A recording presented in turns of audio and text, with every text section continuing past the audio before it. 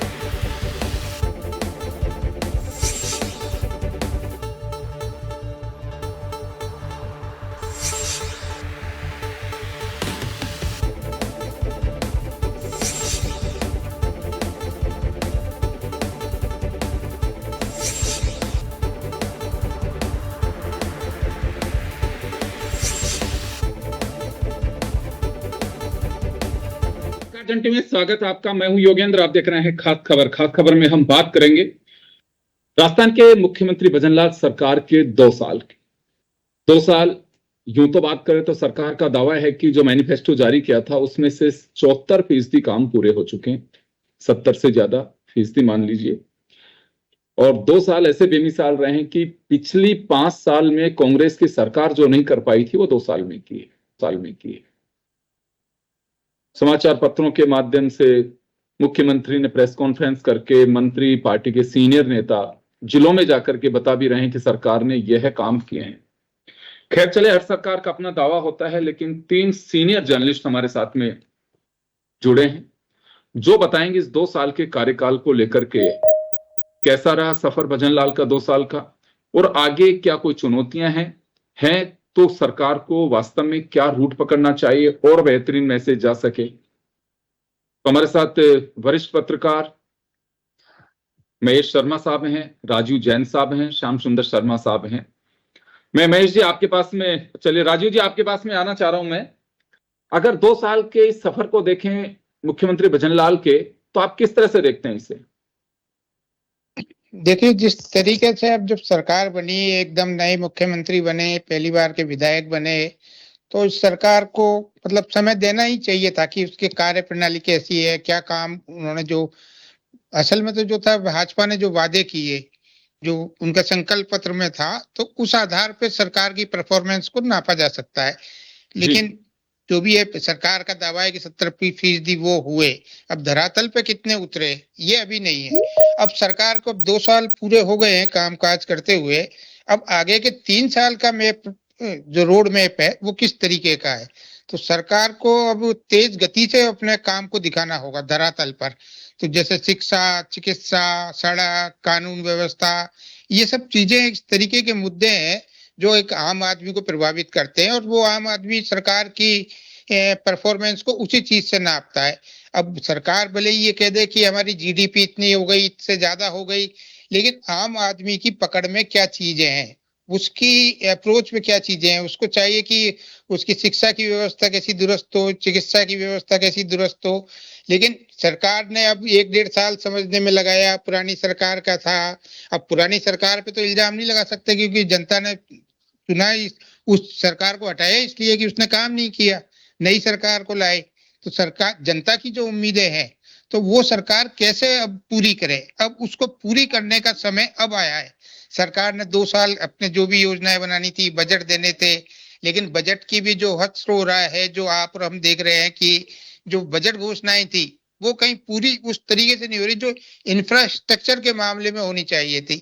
अब बहुत सी चीजों पे जो 2 साल में आया कि अदालतों के कारण कोई सरकार को डिसीजन लेने पड़ रहे हैं, तो वो भी एक अच्छी चीज नहीं है किसी भी सरकार के लिए। सरकार को खुद आगे होकर जनहित के निर्णय लेने चाहिए। जैसे झालावाड़ में स्कूल हादसा हो गया, उसके बाद हाईकोर्ट ने सरकार से पूरा प्लान मांगा कि सारे स्कूलों में कैसी स्थिति है, क्या उसका मतलब ठीक करने का, बच्चों की सुरक्षित रखने की क्या व्यवस्था है, तो उन सब चीजों पे अब सरकार को अपने स्तर पे काम करना चाहिए। लेकिन आप देखिए कि सरकार तो पूरे मंत्रियों से, पूरे विधायकों से, पार्टी से चलती है कि कहाँ क्या चीजें होती हैं गड़बड़ी। तो अब वो ये निश्चित तौर पे सत्ता पक्ष के लोग तो इस चीज को अपने 2 साल के कार्यकाल को उस ढंग से कहेंगे। ये बात भी सही है कि मुख्यमंत्री एक सहज है, सरल है, सब चीजों को देख लेते हैं, लेकिन शासन की जो व्यवस्था होती है, शासन में तो निर्णय होते हैं, नीति बनती है, नीति का क्रियान्वयन कैसा होता है, क्रियान्वयन पे सबसे ज्यादा फोकस जो होना चाहिए। ब्यूरोक्रेसी पे लगाम होनी चाहिए, लेकिन ब्यूरोक्रेसी की स्थिति 2 साल में तो कोई अच्छी रही नहीं है। इस तरीके से चीफ सेक्रेटरी को बदलना पड़ा, मुख्यमंत्री के जो प्रिंसिपल सेक्रेटरी थे उनको बदलना पड़ा। तो ब्यूरोक्रेसी पे भी एक लगाम वाली चीज यदि सरकार अपने स्तर पे करे तो निश्चित तौर पे सरकार का कोई जो परफॉर्मेंस है वो कहीं जाहिर होगा। जी योगेंद्र जी। जी बिल्कुल, आप सही कह रहे हैं कि राजनीतिक दलों का एक सगुफा होता है कि वो जो घोषणा करते हैं उसमें ये मान के चलते हैं कि जनता उसी से प्रभावित होती है और ये मान के चलते हैं कि हो गया। जैसे ईआरसीपी को लेकर के अब 2 साल हो गए दिसंबर में, जो उस समय की सारी चर्चाएं चली थी उसको देखते हुए हो जाएंगे भी। जो मुख्यमंत्री मध्य प्रदेश के भी आए थे, गजेंद्र सिंह शेखावत भी थे, जब ओटीएस में भजनलाल रहा करते थे तो एक बहुत बड़ी बात आई थी कि देखिए हमने इसका ईआरसीपी का मामला ही सॉर्ट आउट कर दिया है। लेकिन अभी कह देना और उसमें बड़ा अंतर है। कुछ चीजों की मॉनिटरिंग करनी चाहिए। जनता भी बहुत स्मार्ट है, सोशल मीडिया का जमाना है, एक एक चीज को वायरल कर देती है कि इसकी हकीकत ये है, इसकी हकीकत ये है। खैर चलिए, मैं श्याम जी के पास में जाना चाहूंगा। श्याम जी, आप भजनलाल के 2 साल के इस सफर को आप कैसे देखते हैं? देखिए योगेंद्र जी, ये बात कही जा सकती है। ईआरसीपी का मामले में जो आप कह रहे 2 साल हो जाने के बाद जब मुख्यमंत्री जी प्रेस कॉन्फ्रेंस कर रहे थे ओटीएस में, तो उन्होंने कहा कि 26,000 करोड़ के वर्क ऑर्डर जारी हुए हैं। तो 42,000 करोड़ की योजना जो है राम जल सेतु परियोजना, जिसका नाम हो गया कि नदियों को जोड़ने का काम किया जाएगा, अगर ये 26,000 करोड़ के अगर वो वर्क ऑर्डर जारी करने की बात आ गई, क्योंकि राष्ट्रीय योजना तो घोषित नहीं हुई, लेकिन राष्ट्रीय योजना की जो सुविधाएं मिलती है 90-10 का रेशो, वो उन्होंने देना तय कर दिया। तो 10% हमारा लगेगा, 90% केंद्र सरकार देगी। एक बड़ी उपलब्धि कही जा सकती है ये भजनलाल सरकार की, कि पानी के मामले में पूर्वी राजस्थान जिस प्रकार से प्यासा और जिस प्रकार की स्थितियां हैं, 19 जिले करीब उसमें आते हैं, अगर वो तरीके से सही समय पर पूरी हो जाती है तो एक बड़ी उपलब्धि है। यमुना जल समझौते की बात हो रही थी। यमुना जल समझौते में ये कहा जा रहा था कि भाई यमुना जल समझौता कैसे धरातल पे आएगा, तो कह रहे डीपीआर तैयार हो गई है। और देखिएगा, हमने 2 हिस्सा राशि, एक तो हिमाचल और एक बांध बन रहा है। बांध बनने के बाद अगर वो पानी 40% जो मिलेगा हमको, 60% तो हरियाणा लेगा, लेकिन 40% अगर बकाया बारिश का पानी अगर बांध में इकट्ठा कर लेते हैं, उसके माध्यम से फिर पाइपलाइन के माध्यम से अगर 3 जिलों की प्यास बुझाने का काम हो जाता है, तो ये 2 बड़े उपलब्धि सरकार की कही जानी चाहिए कि ये बहुत बड़े काम थे जो कि कांग्रेस तो केवल कहती थी, कर नहीं कर पा रही थी। और मुख्यमंत्री जी तो, पूर्व मुख्यमंत्री जी ने कितने बड़ी पैमाने पर बजट में घोषणा तो कर दी थी, इतना पैसा हम 13,600 करोड़ देते, खर्च किए केवल 2,100 करोड़। तो देखिए वो और ये में डबल इंजन की सरकार में अंतर तो आता है इसमें। तो पेपर लीक के मामले में जो काम हुआ, जिस प्रकार से आपने भी देखा कितनी प्रतियोगिताएं हुई, पेपर लीक नहीं हुआ, एक बड़ी उपलब्धि मानी जानी चाहिए। 92,000 तो इन्होंने वैकेंसियां भर दी। और अभी देखिएगा कि आज के दिन, क्योंकि अभी तो आज तो बड़े सभा होने वाली थी, वो स्थगित हो गई, 20,000 नौकरी और देंगे और 1,53,000 प्रोसेस में है। तो एक बड़ी युवाओं को जो आशा बनने वाली बात है वो सामने आ रही है कि हाँ उन्होंने किया। और देखिएगा कि अब एसआईटी का गठन किया तो फिर 138 एफआईआर हुई और 394 लोगों को गिरफ्तार भी किया गया। और अब ये बार बार कहा जा रहा है कि नवाचार के माध्यम से कुछ कर देना चाहते हैं, और कहते हैं कि भाई अब हम किस प्रकार से 35 लाख करोड़ के एमओयू हुए थे, 8 लाख करोड़ के धरातल पर आ गए, मतलब पूरे नहीं आए, धरातल पे आने की प्रोसेस वाली बात शुरू हो गई कि हाँ ये आ सकते हैं बिल्कुल तरीके से। और जिस प्रकार से आपने देखी कि 296 प्रतियोगिताएं हुई है, और उसमें पेपर लीक का छोटे मोटे हो सकते हैं, और दूसरे पेपर एक आध कोई जो कांग्रेस आरोप लगाती है कितने हो गए।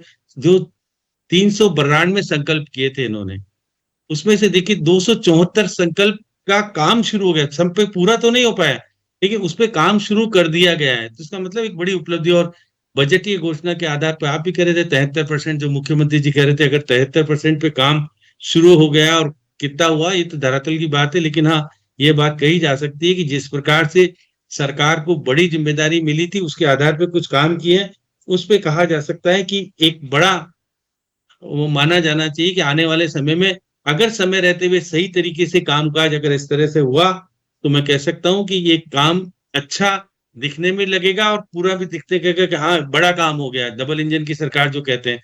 लेकिन निगरानी करने की निश्चित रूप से जरूरत है। जिस प्रकार से कामकाज होना चाहिए वो कामकाज सही थे। अब जैसे कह रहे थे भी कि हम मैं उद्योग सचिव एसीएस हैं, उनसे हमारी बात हो रही थी, आपसी समन्वय की कमी बहुत है।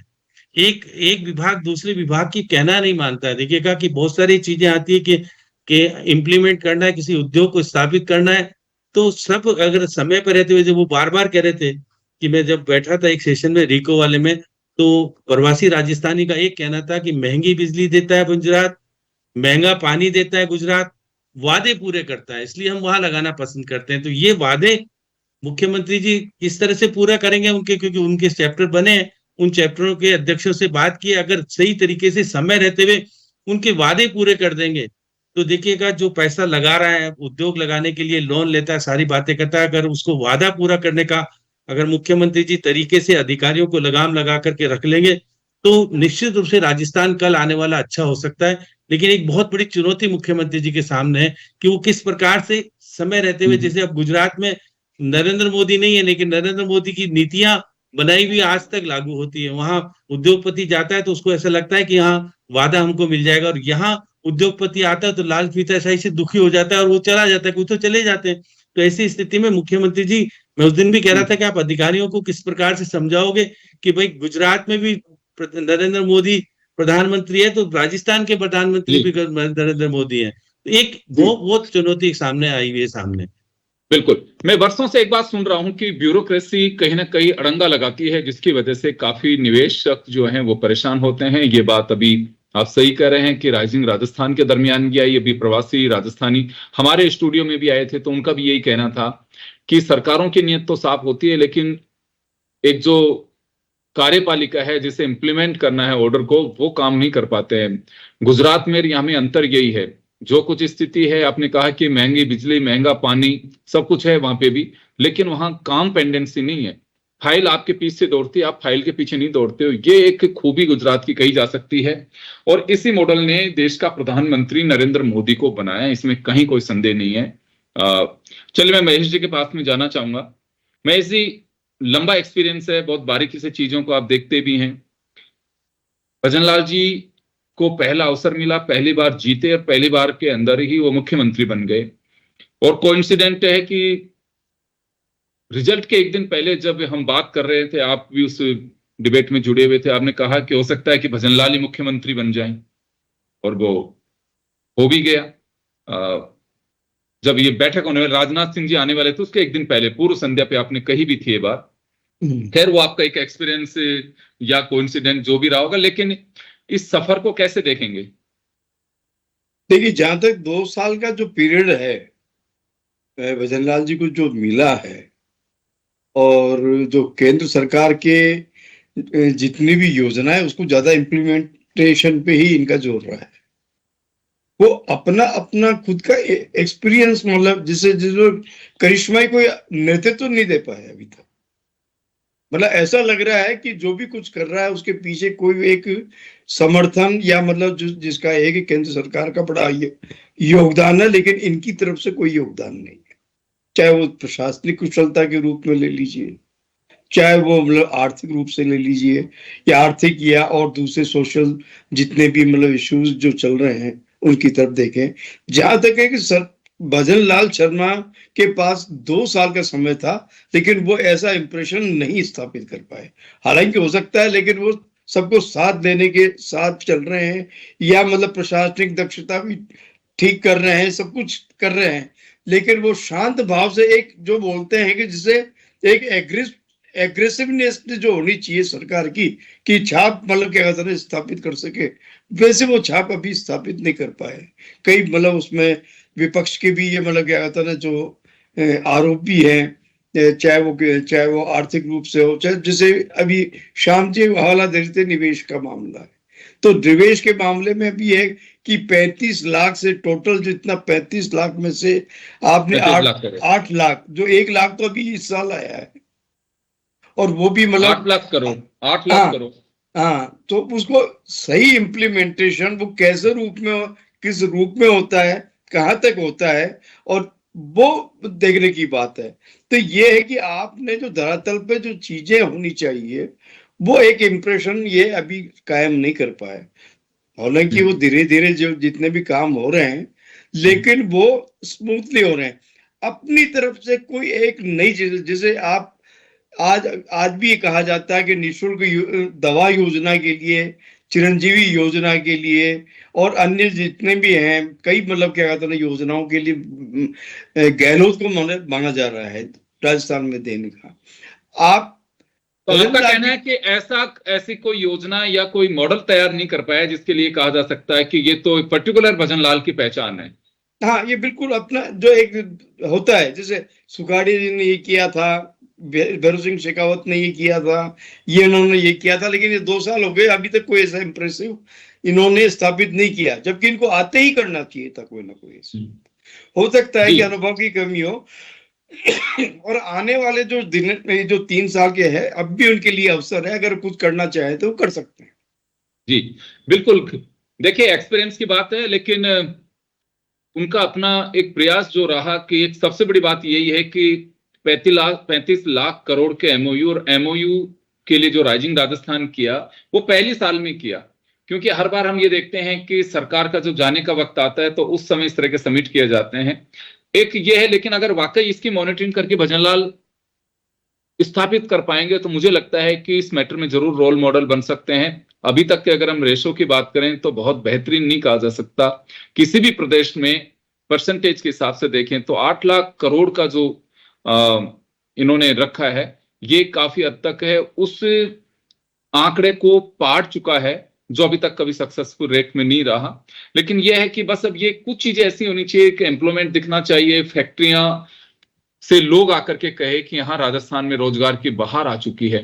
ये जो मैं समझ पा रहा हूं महेश जी जो कहना चाह रहे हैं कि कुछ लोग ऐसे कहें कि हाँ देखिए आपने उदाहरण दिए कि फ्री दवा, फ्री मेडिसिन, वसुंधरा राजे ने अपनी एक इंदिरा रसोई बाद में नाम हो गया, अब उसका नाम फिर बदल दिया। तो जो रसोई का नाम जो उन्होंने रखा था, रसोई जो चालू की थी 5 रुपए में खाना नाश्ता, 8.5 रुपए में खाना, वो भी एक उनका रहा कि हाँ वो एक उनका रहा कि देखिए एक सस्ते खाने, और जो चौकटी पे लोग बैठने वाले हैं, गरीब हैं, कोई भी है जरूरतमंद है, वो खाना खा सकता है, उन्होंने एक अपना एक वो दिया। खैर चलिए राजीव जी आपके पास में आना चाहूंगा। ये बात आप तीनों के माध्यम से निकल करके आई है कि ब्यूरोक्रेसी की खींचतान की बात सीएस और एसीएस मुख्यमंत्री के बीच हालांकि खारिज करते हैं, लेकिन जग जाहिर था कि इनके बीच में काफी खींचतान चली थी। इससे क्या कुछ काम प्रभावित हुआ जिससे भजनलाल भी डिस्टर्ब रहे हो? काम तो निश्चित तौर पर प्रभावित होता ही है, उसमें कोई दो राय नहीं कि जब पहले तो ये जानना चाहूंगा आपसे कि ये केवल गॉसिप और चर्चा ही थी कि वाकई इसके आसपास की कुछ बात भी है कि सीएस और सीएमओ के बीच में पटरी नहीं पट पा रही थी?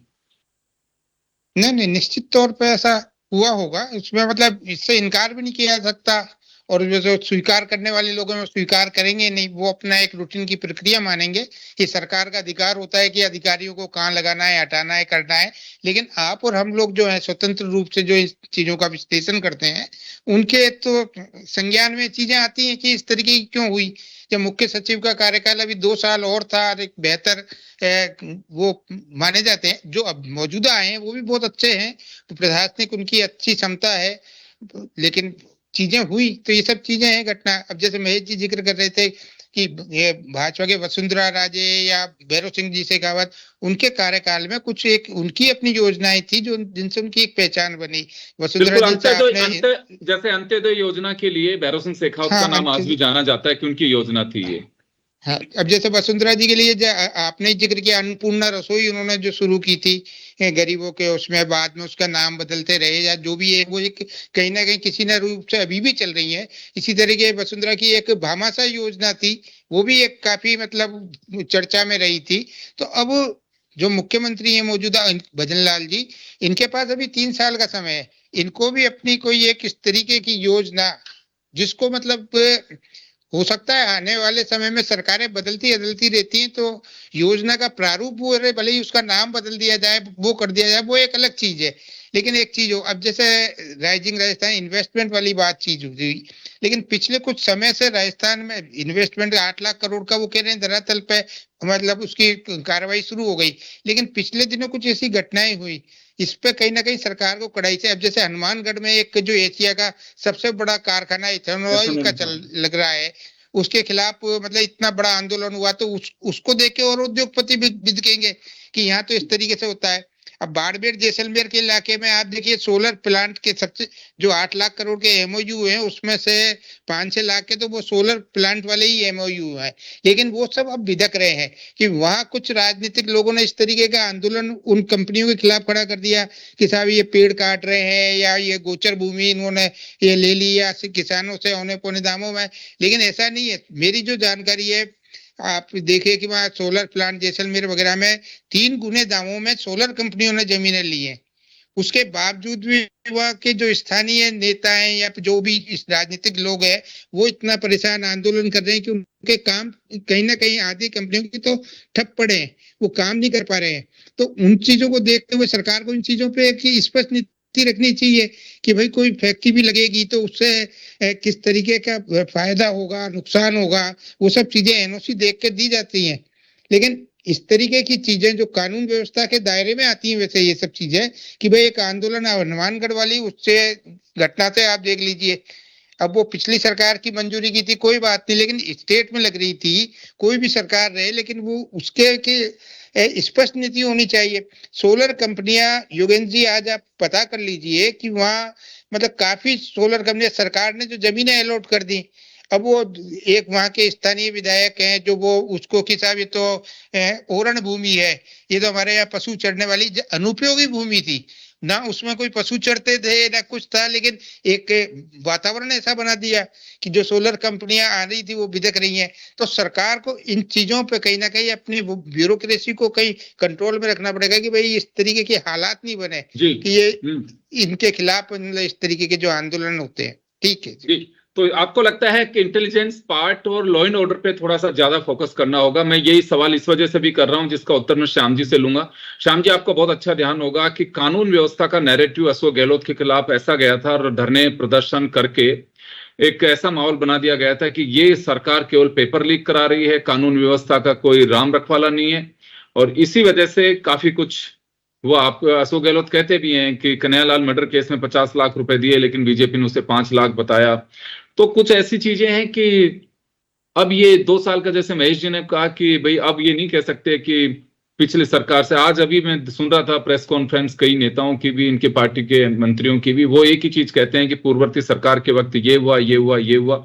खुद के गुणगान से ज्यादा पूर्ववर्ती सरकार का जो नैरेटिव सेट किया गया था जिससे सरकार बनी थी, आज भी वही क्रम चल रहा है। तो ये जनता कब तक देखेगी कि हाँ आपने क्या किया? कानून व्यवस्था कोई मेजर वो रहेगा? देखिए योगेंद्र जी, जो आप बार बार कह रहे हैं कानून व्यवस्था में पहले वाली स्थिति तो नहीं है, उसमें अभी तो जो आंकड़े पेश किए गए थे, मुख्यमंत्री ने कहा कि इसमें कमी आई है। देखिएगा ये बात है कि पुलिस की नफरी कम है हमारे पास, जितनी नफरी होनी चाहिए उतनी कम है। उसकी भर्ती अगर टाइम पे कर लेते हैं तो उसकी व्यवस्था में परिवर्तन आ सकता है। अब देखिए रविंद्र भाटी की बात कभी कह रहे थे राजीव जी, अब नरेंद्र भाटी किस प्रकार की व्यवस्था करता है, क्या करता है, आपको भी पता है। इसलिए सरकार को निश्चित तौर पर निगरानी करने की तो जरूरत है उसमें। अब देखिए 17 पॉलिसी लेके आए हैं अभी, इसमें से 8 पॉलिसी तो अभी डिक्लेयर कर दिया, बाकी डिक्लेयर होनी बाकी है। तो अगर पॉलिसी में अगर तय कर दोगे आप सारी चीजें, तो फिर आपको काम करने में दिक्कत कम आएगी। तो ये बात सही है कि जिस प्रकार का माहौल, जिस प्रकार की बातें कही जा रही है कि भाई ये सरकार तो कामयाब नहीं है और कुछ कर ही नहीं पाएगी। 2 बड़े मुद्दे अगर तय कर लिए, मैं राम जल सेतु परियोजना धरातल पे सही ढंग से उतर गई तो इसका सिनेरियो चेंज हो जाएगा बिल्कुल। और मैं कह सकता हूँ यमुना जल समझौते को लेकर के अगर सही तरीके से आगे, तो 3 जिले जहाँ कांग्रेस ही कांग्रेस दिखती है वहां भाजपा का प्रवेश हो सकता है। क्योंकि जिस बिल्कुल तरह ये का बहुत बड़ी माहौल है। योजना है, अगर सरकार समय रहते अगर इनको और पूरा देखिए, करवाती। और एक मैं कह सकता हूँ कि ये बहुमत वाली सरकार है। अशोक गहलोत तो अल्पमत वाली सरकार थी। अल्पमत में तो जो विधायक आपके शामिल होते हैं उनकी शर्तों के आधार पर सरकार चलती है।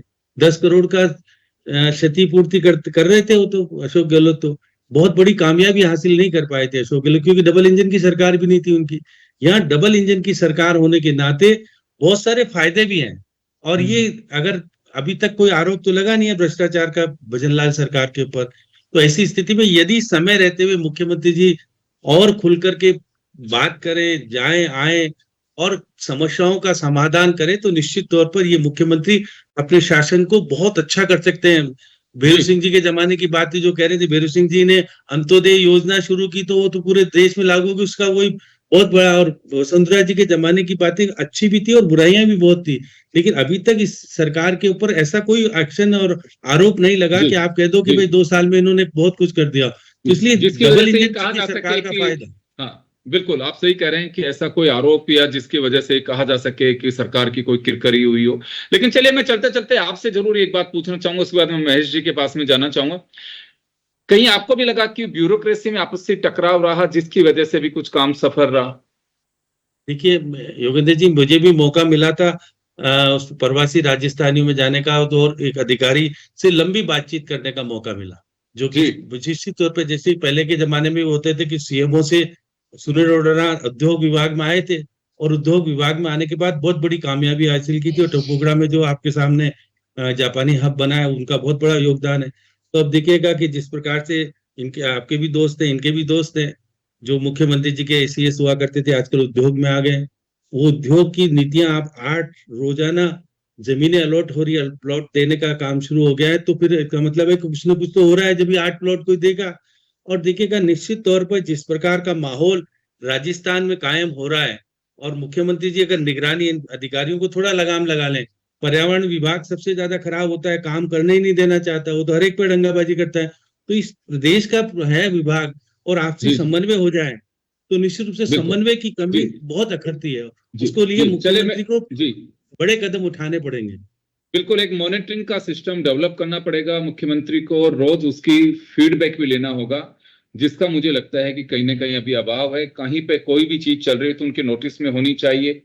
कहीं कोई किसान आंदोलन की राह पे हैं तो उनसे डायलॉग जरूर होना चाहिए कि इस तरह से क्यों कर रहे हैं, क्योंकि निश्चित रूप से अभी टिब्बी की जिस घटना हनुमानगढ़ की बात कर रहे थे राजीव जी, वो कहीं ना कहीं निवेशक देख एक सुकून में आना चाहता है। जमीनें तो कहीं भी मिल जाएगी, बिजली पानी भी उसे मिल रहा है, लेकिन वो चाहता है कि राजस्थान एक ऐसा प्रदेश है कि जहां किसी तरह की भी अभी तक कोई लॉ एंड ऑर्डर को लेकर के कानून व्यवस्था और सड़कें बड़ा महत्वपूर्ण रुख रखती हैं।